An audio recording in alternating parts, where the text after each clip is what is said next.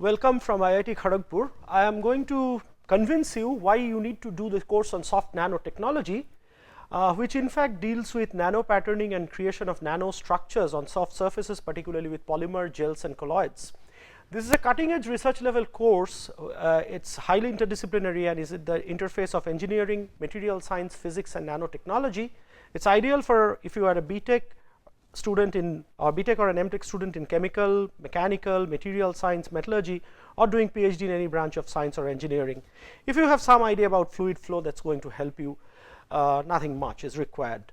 So we essentially will talk about nanoscale structures present on the surface, which leads to various exotic properties, which are not related to the chemical structure of the material, but results due to the presence of nanostructures at the surface. Many extraordinary properties, such as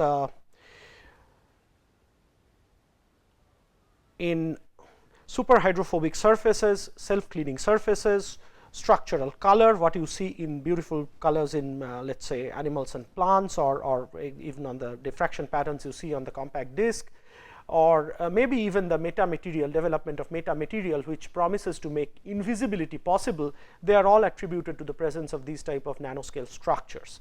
So, however, the biggest application area of this patterning is the microelectronic industry, which has in fact led to the development of the faster processor computers and high memory. So, we will in the part of this course learn various things which include the introductory concept, the patterning techniques, the top down patterning methods, which are the lithography, the photolithography. We will learn the fundamentals, then we will learn the polymer specific soft lithography techniques, including nano imprint lithography.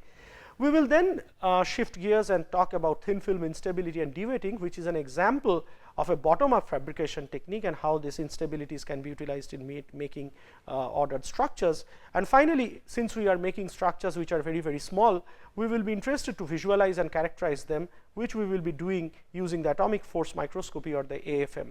So, this is in a nutshell what we will learn in the next 40 lectures. As I mentioned, this is a research level course, so not too much amount of text is available. So, Wikipedia, internet and a few books which are listed here, you are going to help you. Thank you, happy learning.